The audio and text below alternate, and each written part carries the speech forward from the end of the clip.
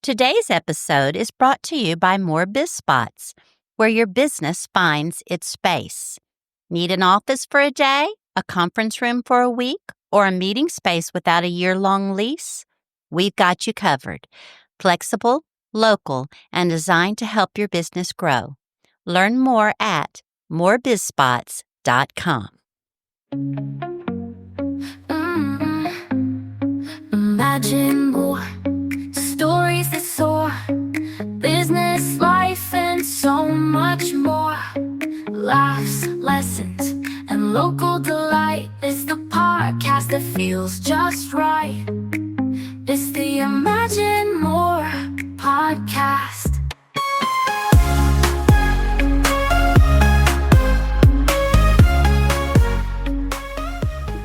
Welcome to the Imagine More podcast, where we celebrate the people who inspire, create, and imagine more right here in Moore County. I'm your host, Rose Young, educator, entrepreneur, and lifelong music lover, bringing you stories from the extraordinary individuals who make our community sing. Today's guest is one of those people who quite literally does make our community sing. Mrs. Anne Dorsey, the director of the Moore County Choral Society and a lifelong educator whose impact on generations of students can still be heard in every concert hall and classroom across the county. Anne is a retired public school music teacher, a mentor to countless young musicians, and the heart behind one of Moore County's most beloved and enduring musical organizations. Anne, welcome to the Imagine More podcast. Thanks, Rose, for having me. You've spent decades teaching and directing, helping voices grow, building confidence, and turning noise into harmony. How did your journey in music begin? I sang my first solo at 3. Oh, you're kidding! At a dance recital, and the only proof I have of that of those 8mm movies that my daddy would take. And I'm on stage at 3, putting it all out there, and I have no idea what it sounded like. It's probably best that I don't. Yeah. But, and then church choir and high school choir, and high school choir was really where it turned around for me. The meeting of voices and the 4 parts and the harmony and the interpretation and the music, all of those things together.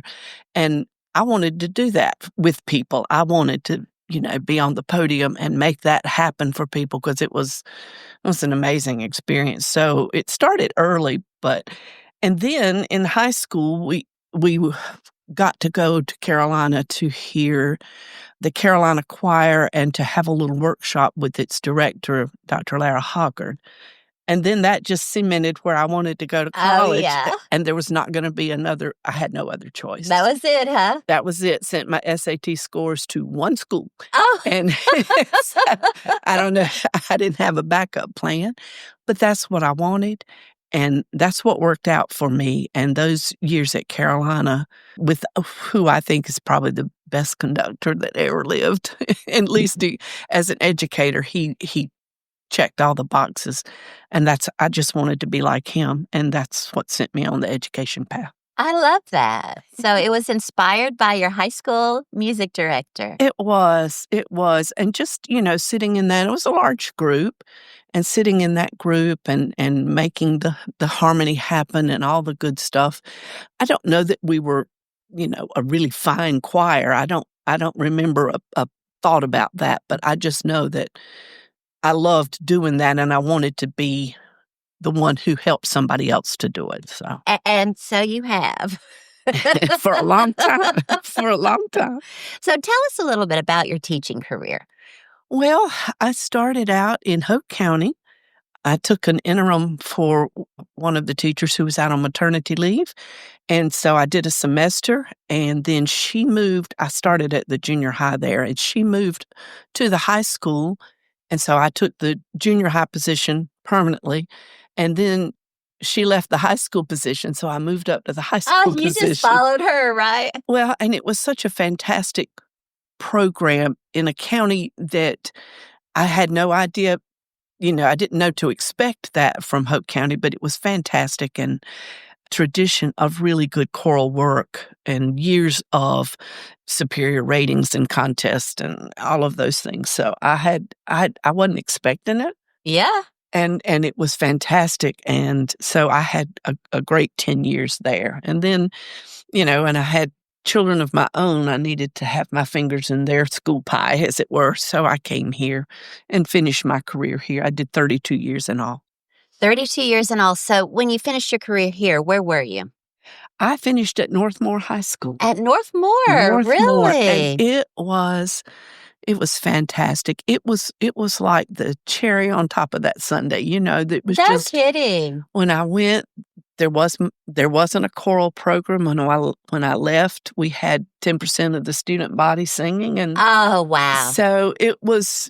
But they were ripe for it. They wanted it. They just, and it was wonderful. It was a great way to finish the career. And I did an extra 2 years because it was.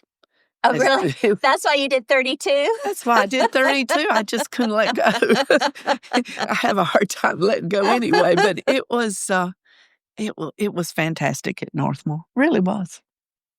So you and I both know that music teachers see a lot. The joy, chaos, the original surprise solo that knocks your socks off. Can you share a funny or unforgettable story from your years of teaching that still makes you laugh today? There are a lot of those. Yeah. There are a lot of those. But, you make some rookie mistakes. And when I started in Hope County, they had a tradition of candlelight processionals, if you can believe this, in the school. Oh, no kidding. Real candles. And I started in the early 80s. And if you remember the 80s hair. Oh, the big hair. The big hair with the big spray. Lots of hairspray. No. And so. I see where this is going. So, we had the hair fire before we processed in. And so as the kids, they put the fire. It was no huge harm done. Thank goodness. It wouldn't be funny if there had been. Right. It wasn't, Michael Jackson's Pepsi commercial. It was just, it was just, but that smell kind of permeated. Oh, no. Nothing smells worse than burning hair. So that's one thing I remember. There are a lot of them, though. Oh, my goodness. Years. I can imagine. Yes. So, you know what I did that I fought was pantyhose, making the girls wear pantyhose for the concert. Me too. Did you really? Did you ever give up? Because I finally gave up. Well, knee highs with long dresses, knee highs were a thing. Okay. In Hope County, when I started, we had custom-made outfits every year, brand new. And I quickly learned that we could do differently and just have one, like the Choral Society has one dress, right. Like it or not. And that's it. And you don't have to buy something new every year. But they had, and then my two groups, I had two groups there, a chorus and a more carefully auditioned chorale.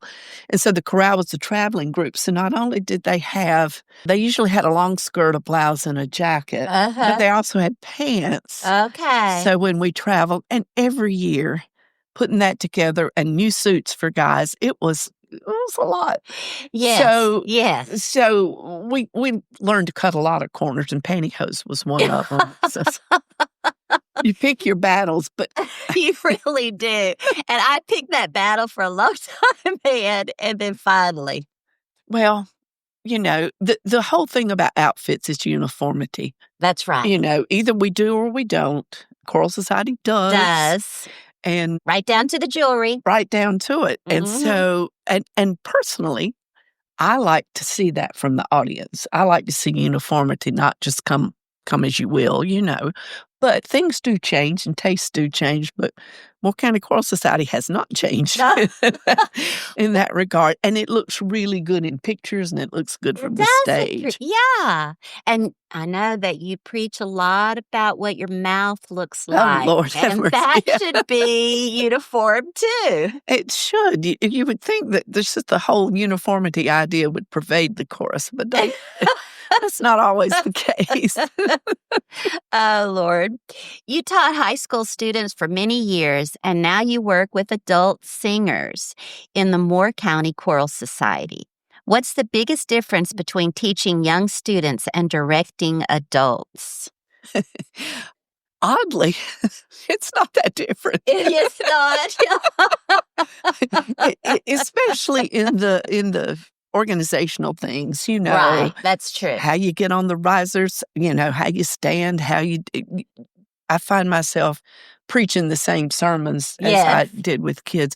What is vastly different is that the adults are so committed and will do everything from raising money to sweeping the stage to all of those things. The Right. kids, we had booster clubs for that, and the kids didn't, of course, do that kind of work for themselves. And Moore County Choral Society does it all, and does it with aplomb. I mean, it's fantastic what they do. It is pretty Besides amazing. just come and sing, but in the rehearsal, it's not that different. No.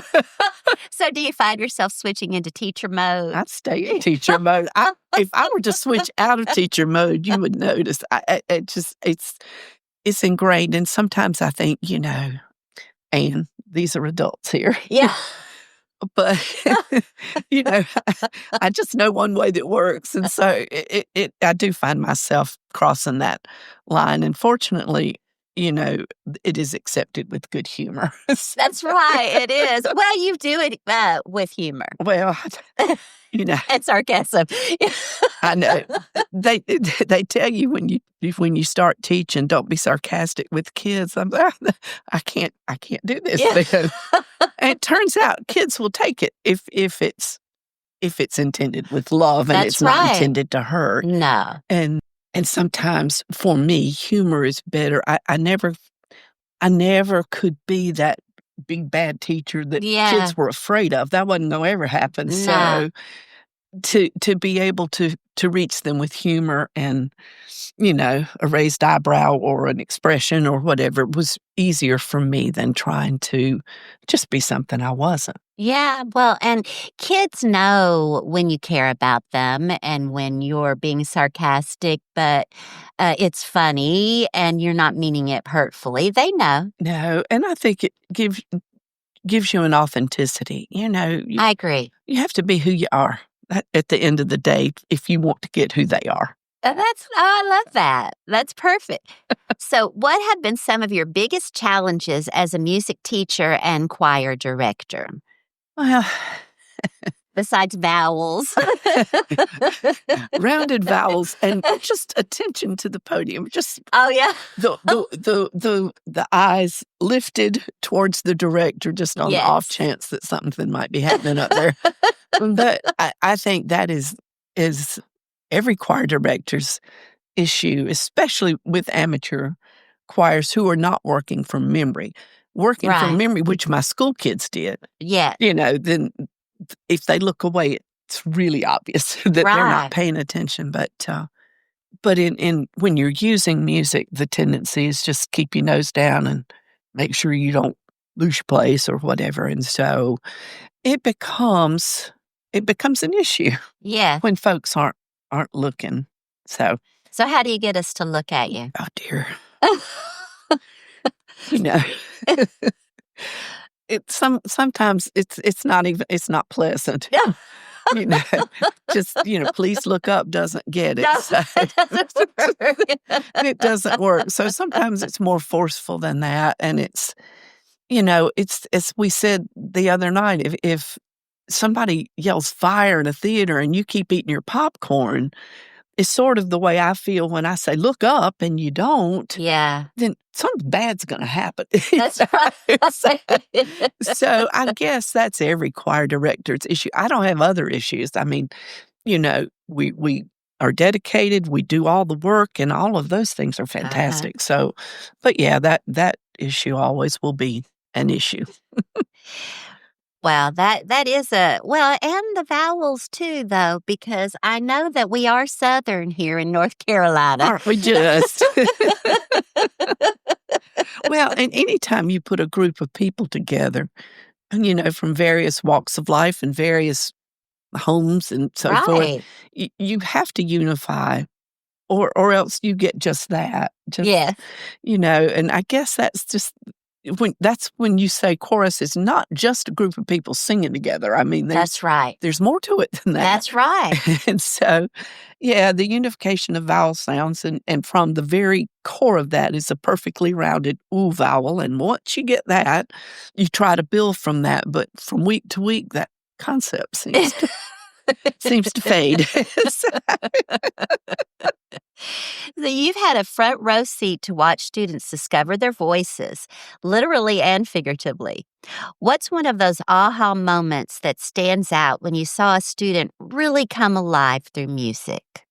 There have been a lot of those for sure, but something that has happened recently that has really thrilled me, and that's with my own daughter, Claire, and she was a student as well. I mean, bless her heart, she was in my class. Yeah. And she just recently directed the middle school all-county chorus here in Moore County. Oh, nice. And to see her come into her own like that, and she did a fantastic job. It was a great performance, and I was so proud of her, and I thought, well, gosh, that's what we're here for. Very cool. So that was cool. But there have been so many over the years. I've had some professional musicians, go on and teach or perform, and I've seen some kids go from mousy to mighty, with using their voices. And of course, those are wonderful moments. But the one that comes to mind immediately is the one I just said. Yeah. Did she call you Mom when she was in your Yeah. class? Yeah. Just like she does in rehearsal right now. She's in the choir now still. So how long has Claire been in choir with you? Oh, gosh. I think since I started, she did in high school, and then there were a couple of years when she was off at school that she couldn't get back for the concerts. But since then, she's been every year. How long have you been directing the Moore County This is Choral my Society? 24th season. 24th season. So 32 years in public school. I can't quit anything. 39 years of church choir work. Oh, my goodness. I just can't quit. You're a strong supporter of local school programs. Why is it important to keep music education in the schools? It's funny that you ask that, because for all my 32 years of teaching, I felt like every year I had to explain to somebody why what I did was important. Oh, yeah. In the life of children. But music supports all other subjects. It supports science and English and math. I mean, it supports them all. And it also gives a child an opportunity to be creative, to express themselves, and to find themselves in a group where they will be accepted, and gives them something to carry for a lifetime. And I don't know why, but it seemed like every year, explain why you're important here. And there've been some years, that I felt like we were on the chopping block. Oh, yes. We're gonna have to cut. So one of the first things, art, music, that goes. Yeah. Mm-hmm. It should be the last. Exactly. But anyway, somehow muddled through 32 years and didn't get my job cut. And I think we're in a better place now, because music is a requirement now for graduation. And Oh, I didn't know that. So it is, we're in a better place, I think. Well, I know that you're still out there doing things, supporting music programs, subbing. I know you judge for me in the PK, and you judge for others. And you said something about you just have been working with the Pembroke Choir, or tell me a little bit about that. When their director, Dr. Jose Rivera, when he has to be gone, sometimes he will call and ask me to go down. He can call me on one night, and I'll go the next morning, because I do enjoy that experience. His kids are great. It's a great school, great program. And so it's a gift to me to get to go do that. And I'm happy to do it. And anything that I can do to keep my fingers in the pie, as it were. Yes. Why is that important to you? Well, I think it's important to keep music alive in a community. Mm-hmm. And once in a while, you may have had an experience that somebody can benefit from, or, you might have something to say that might have an impact. But I think Moore County is an arts-rich county. And I'm so grateful that I landed here, and because I did, I feel like I've been able to help contribute to that, and I just think it's important in the life of a community to support the arts and to help where you can. I agree. And I agree with you for sure.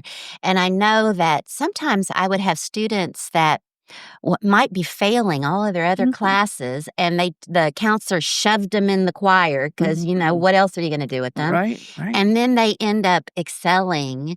And when they start excelling in music, well, maybe I'm going to work on my math too. Maybe and you see them change.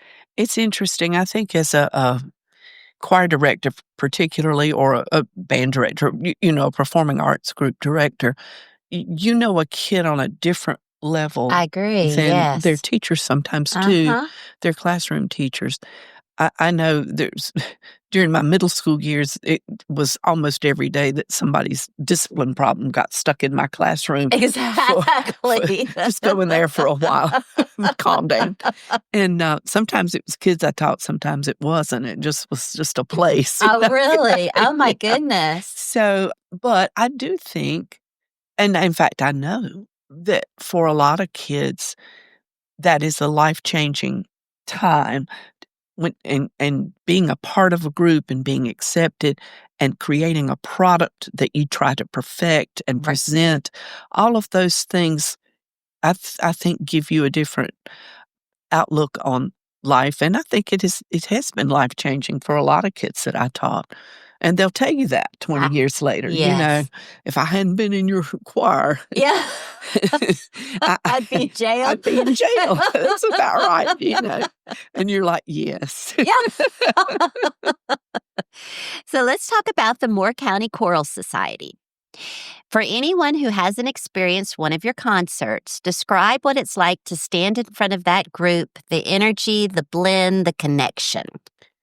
Standing in front of that group is an honor for me and a Yes. privilege too that I've probably overstayed, but it's incredible what they can do, and my favorite part of a performing group is the rehearsal. Oh, The really? Mhm. Yes. The performance is what it is, it's live performance and all the work you've done, you hope, will pay off, but it's the nitty-gritty, the getting down to the bottom of something and making something as good as you can make it, and Moore County Choral Society is committed to that, and and as I've already said, committed to all kinds of other things that don't include singing. Right. And so it's just an honor to work with them. It's magical for me. Oh, wow. Well, this year, the Moore County Choral Society is celebrating its 51st season, right? 51st. 51st. So you've been there for almost half of how long they've been there. Right. To my point. That's a remarkable milestone. What does that mean to you personally? Well, it means I've been around long enough to see them through some low times, the Yeah. pandemic and Oh, those yeah, things, and right. then, the lean economic years Uh-huh. and, we are right now in as good a place as we've ever been, and I'm very happy about that. We've got a fantastic board of directors and money raisers, and it's just been wonderful to see the growth there and to watch the progress in placement in the community. Now, why do you need money raisers and a board for the Choral Society? Well, it turns out that music is not free, Yes. and those outfits we pay for and loan to our singers, Uh-huh. and those not, of course, free, and if we hire an orchestra, also not free, a venue to sing in, not free. Oh, my goodness. So Yeah. so we have to pay for all of those things that go along with singing, and, of course, my position is paid and our accompanist is paid, and so there are expenses for sure. Right. And what are the fundraisers like, or how could we find out how to help? Well, you can always go to our website if you wanna make a donation, there's a way to do that, and it's, morecountychoralsociety.org, but also, you know, anytime you see, and we'll put them in the paper. We have a wine gala. We just had our pancake breakfast.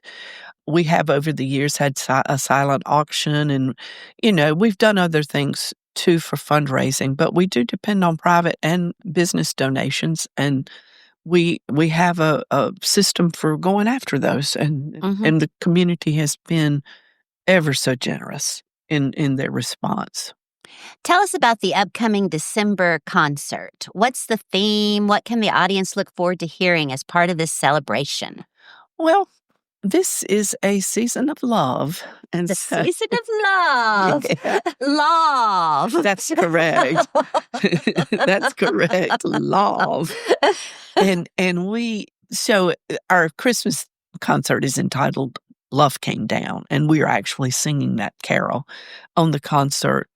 But most of the concert is sort of directed towards the love of Christmas, the special gift that we as humanity got, and then the gifts that we share of our time and talent and love with our family and friends at the holidays. And so it's a feel-good kind of concert. Yeah. And it has some traditional favorites. This year we have Dr.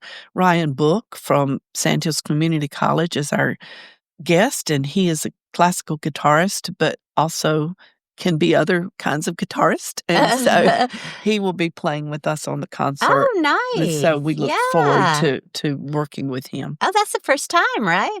Yes, it's our first time with him. Yeah, that is exciting. You've retired before, but rumor has it you might be retiring again. What's next for you after this season? Well, after this season is an empty chalkboard. So. An empty chalkboard. So I have some things in mind that I'd like to pursue, but I won't until I'm finished with my work with Moore County Choral Society. And I feel like sometimes I could do this until I'm 80, and then I think, no, stop. I'm exhausted. Stop. I get exhausted watching you up there, Anne. I'm telling you. But it's somebody else's turn now, and I think that we're in such good shape that it will be, I hope, an easy transition, and then I will find some things to do. Yeah, I'm sure that you will, because you do not sit idle. I don't. Yeah. You've always put the spotlight on your singers and your students rather than yourself, but I want to turn it around for just a moment. If you could leave one message with your choirs, or with all the people whose lives you've touched through music, what would you want them to remember about you and the gift of making music together? We sing in our Christmas concert. We have an encore called "May You Always Have a Song," and that for me is it says it all. You always have a song. Yes. And I want you just to choose to sing it. Right. So, and you can take that any way you want to. It doesn't have to be musically, but you have song and you should sing it. And that's, I think, what I'd like people to remember. I love it. Okay, so we're up to the quick fire round, which is just a quick round of I throw out something and you say the first thing that comes to your head. You don't have to think about it too much. Get to know you a little bit. Favorite choral piece to conduct? I think as an educator, for sure, it was Randall Thompson's Choose Something Like a Star. Oh, yeah, it has everything. The poetry, Robert Frost, incredible. It has a huge message, and it speaks to youth and adults alike. And then Randall Thompson was very clear about what he wanted from singers, so it's a perfect teaching piece for all kinds of nuance and technique. And so that to me, I'm familiar. I love that piece. Yeah, me too. Me too. Warm up exercise that always works. Any exercise that reinforces a perfect ooh vowel. Oh, really? It's going to be. That ooh vowel has poked up again. Yeah, anything, because, and this is just my personal philosophy, this is not scientifically proven, but for me, every vowel starts with an ooh inside the mouth, and then it just opens gradually to the o and the ah, and etc. So for me, if we can get the ooh right, we have a chance. Yeah. We have a chance to get the rest. Okay. All right. Coffee or tea before rehearsal? Neither one. Water. Really? Dream venue to perform in. Haven't you already performed in it? I was going to say, I've done Carnegie Hall. I took my church choir to England and we sang in the Salisbury Cathedral. Oh, no kidding. Yeah. I mean, I just, and we sang in a pub in Wales. I mean, I've sung in Oh, how cool is that? Yeah. I've sung on a train with a group of kids going to Canada one year. I've sung in some wonderful venues. I think I've about covered them all. Yeah, that sounds like it. So if the choir, the Moore County Choral Society, had a mascot, what would it be? There's so many that it could be. Yeah. But I will say a nightingale because that freedom of song, that fills the woods with beauty. Oh, That's wow. what I want to go with. Oh, wow. What song always makes you emotional every single time? There's more than one of those, too. But, when Pavarotti sang Nessun Dorma. Oh, I was in that opera in Germany. Oh, all right. The performance I like is from, I think, the 90s in Paris with James Levine conducting. Oh. And I don't know. Just anytime I hear that, there will be tears. I mean, really? Yeah. But there's choral stuff, too. Choose Something Like a Star. Oh, yeah. As we mentioned earlier, is also one that's hard to get all the way through without, being teary. Do you remember the tenor that was that sang Nessun Dorma when you... Yes, I taught him. Oh, no, you did not. Who was it? His name, I don't guess he'll care. His name is Ethan Garner. Really? And his story is really good if we have time for Yes, it. go. So he was a student at Northmore, and he was in the band. And his senior year, I don't know if his schedule had a lot of free time, but he wanted to be in chorus. And I said, well, sure. And so he came to chorus, and there was such a good voice there. But he had planned to go to App State to do saxophone. And it turned out that the year that he was going to audition to get in, they only had one saxophone spot. They had overfilled their program. Oh, no. And only had one freshman availability. But he was undaunted by that. And he said, well, do you think I can sing? I said, I think you can. Absolutely, yeah. So we worked on an audition, and sure enough, he got in, and he was lucky enough to land in the studio of the teacher of Lucas Meacham. No kidding. Yeah, so he got excellent training at App and then went on to the Mannes School in New York City for his master's. And then the pandemic hit, and so all his auditions and things got waylaid. But he has just a fantastic voice, and when somebody will just say, "Okay, I'll sing it," right? Stands up in rehearsal and sings Nessun Dorma. Oh my gosh! That's also one of those moments. Those very special moments. Oh wow! Well, if you haven't heard it, go listen to it. But there's this one spot towards the end where the tenor goes up and rings the super high, gorgeous notes. And that the performance that I'm talking about in Paris, Pavarotti spent an extra long time on that. Yeah. And then once he came down from it, he also spent an extra long time holding on, and it just you just don't want it to stop. Yeah, nice. Well, you've made me want to go listen again. Oh, definitely that performance. So one word that describes how music makes you feel. As somebody who talks a lot, the really best performances leave me speechless. Oh, wow. And it's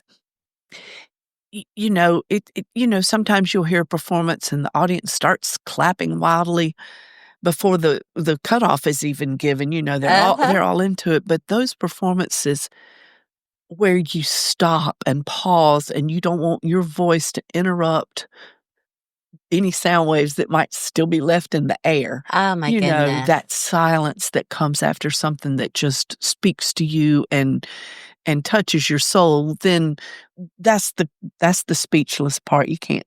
What a beautiful description. Really. I can see it while you're describing it. That's wonderful.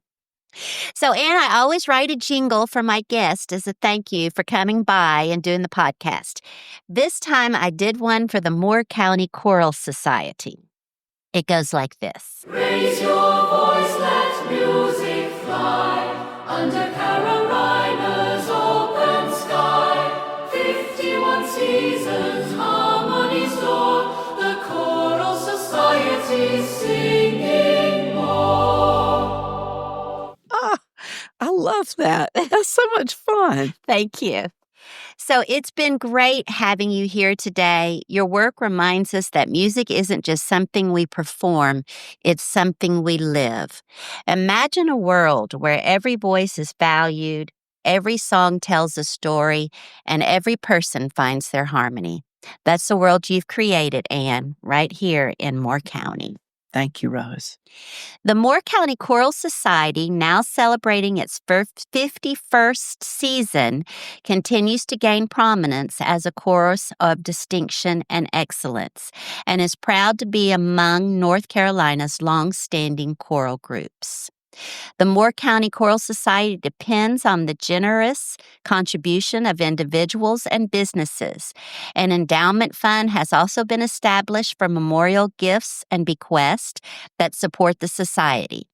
All contributions are tax deductible to the extent allowed by law. If you'd like to make a donation to learn more, contributions can be made to Moore County Choral Society. And do you want to tell us about the dates of the upcoming performances?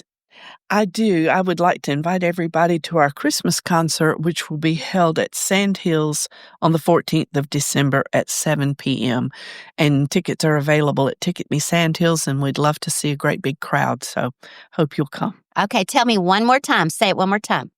Sandhills Community College, December 14th, 7 p.m. Okay, that'll hold a lot of people. So let's fill that with the concert of love.